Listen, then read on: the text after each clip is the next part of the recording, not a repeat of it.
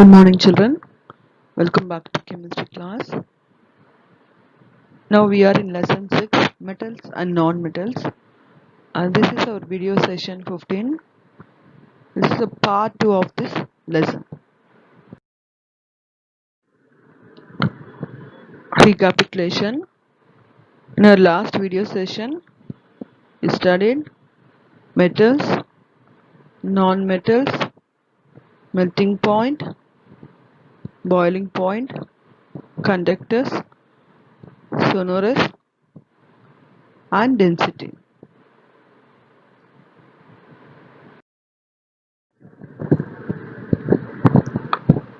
Our next topic is metalloids. What are metalloids?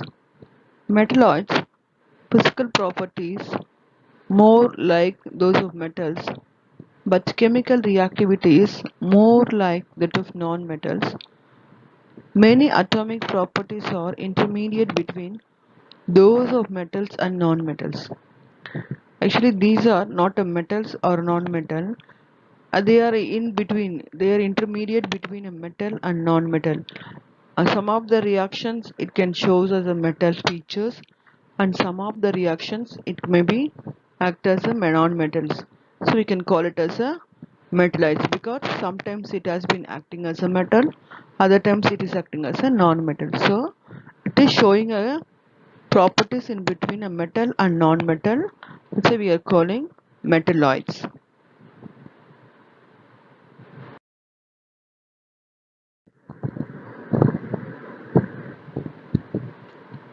These metalloids are also called semi-metals.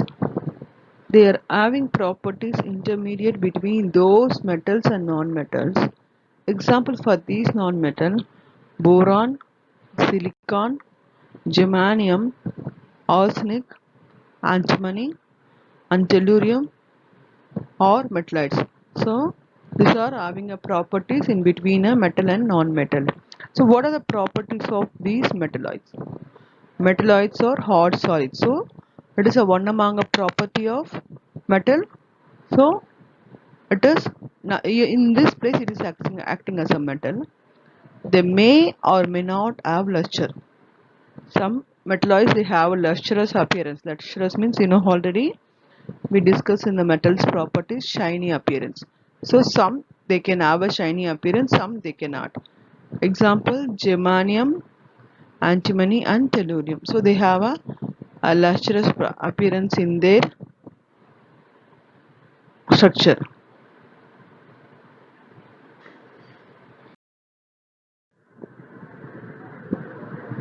And the next property of metalloids is metalloids have densities intermediate between those of metals and non-metals. Yes, the densities of these metalloids also acting in between metals and non-metal.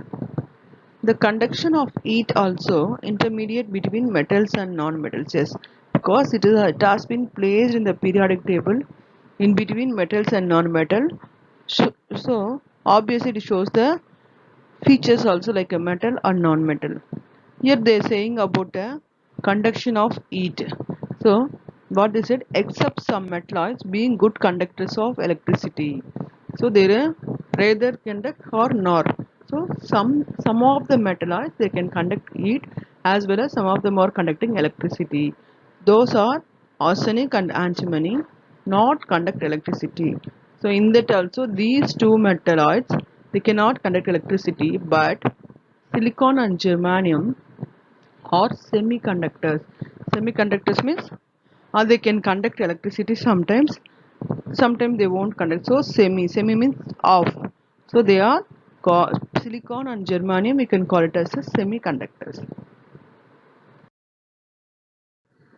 Here we have some of the metallites how it is looking. Here silicon see it is shiny in appearance, so it is showing a property of lustrous. Boron, so boron is dull in nature, so it is not it shows the features of non-metals. Antimony and germanium, these two also very shiny in appearance, lustrous appearance.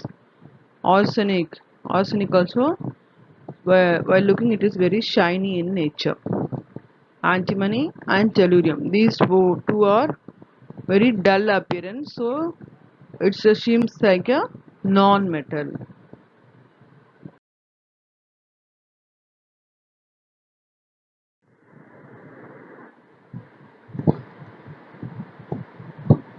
Metalloids like silicon and germanium are semiconductors.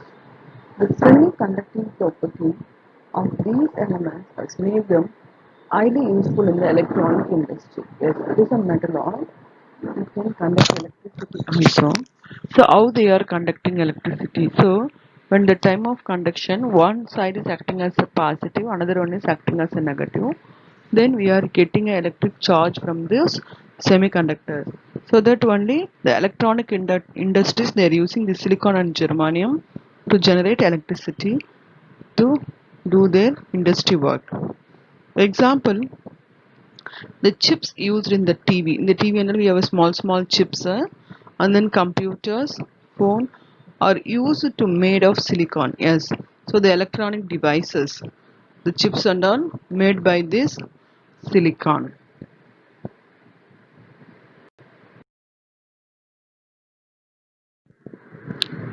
We are now in the topic alloys. What is mean by alloys? When the two or more metals mixing together to give a new metal, that one we can call it as a alloys. A solid solution, that is homogeneous mixture of a metal with other metals or non-metals. Either it may be a metal or non-metal also is called an alloy. So when the metal is mixed with another metal or also metal non-metal, we can get a new solid structure. That is structure we can call it as a alloy.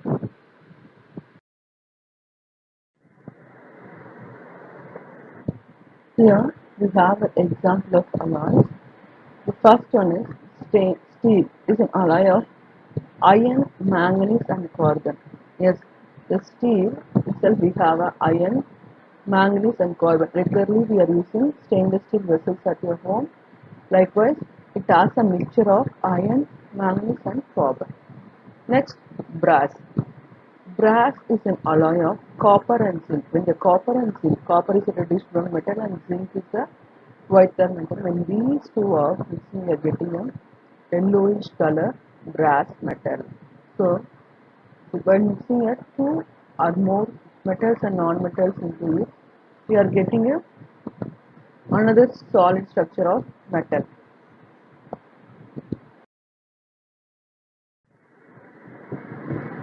Here we are going to see the properties of alloys. An alloy is usefully older and stronger than the parent metal, and at the same time it resists corrosion. So why we are doing that alloying? So when the time of alloying it is very strong and hard, we cannot break it easily, as well as it is resist corrosion. See for example, iron. Iron when it catches moisture it can be rusting. But in the case of stainless steel, regularly using the vessels at a home, it won't get any corrosion. So easily it will not get corrosion. Next, properties of alloys. The first one alloy is bronze. In that we have a 90 percentage of copper, 10 percentage of zinc. So what is the property? Hard and strong, doesn't corrode easily, has shiny surface. Yes, very hard, and then it won't corrode, then shiny surface.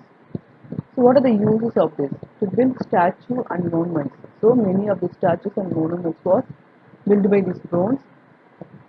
In the making of medals, swords and artistic material. So the making of medals, you have a bronze medal, then swords, as well as the artistic material. Next, brass. In that brass we have a 70 percentage copper and then 30 percentage zinc.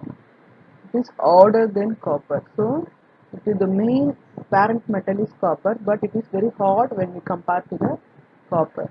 So uses of this in the making of musical instrument and kitchenware. So the brass is used for making a musical instrument as well as a kitchenware. Next, steel. So 99% of iron and 1% of carbon. Here iron is a metal, carbon is a non-metal. Properties odd and strong. In the construction of building and bridge, so we are using a rods, steel rods. So in that steel rods was made by iron and carbon mixture. In the building of the body of the cars and railway tracks. So body building of the cars as well as the railway tracks also this steel is used. So how strong it is you can know that. Next, stainless steel. This is a mixture of 70% of iron, 8% of carbon and 18% of chromium. So what is the property? Shiny, strong, doesn't rust, yes.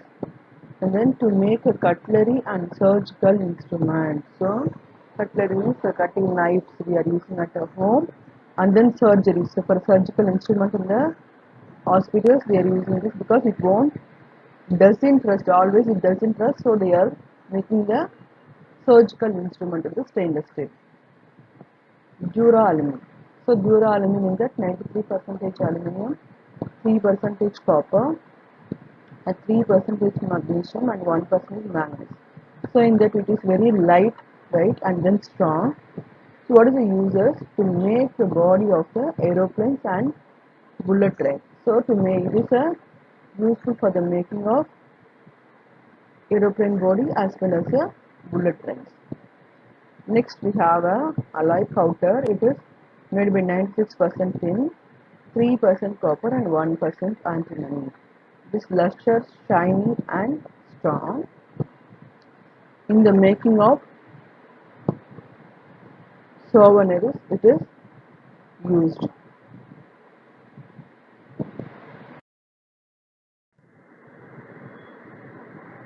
Here we have other examples of alloys, gold alloys. A pure gold is a soft and is therefore not suitable for making jewelry. Because very soft, soft means what? It can be easily breakable. So it is made harder and stronger by alloying it with silver, copper or both. So what they are doing? They are mixing this gold with the silver or copper. Because of what? To give a hard structure to the gold. The alloy is still malleable. Malleable means what? You can spread into thin wires. So to give a hard structure of the gold as well as a and then to give a malleable. So we have to make a watering wire so that we are adding silver and copper to the gold. Next, amalgams. What is an amalgam? Alloy of mercury are called amalgam. So when the alloy, when mercury is mixed with other metal, we can call it as the alloy. Silver and tin amalgams have many laboratory and industrial uses. So here silver and tin mixed with mercury, it is used for the many laboratories as well as industrials.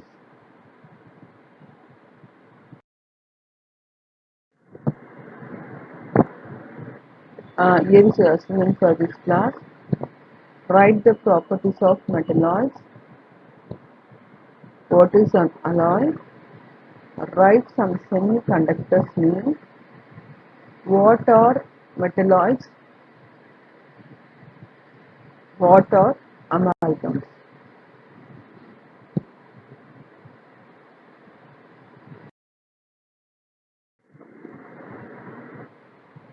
Thank you, children. Have a wonderful day.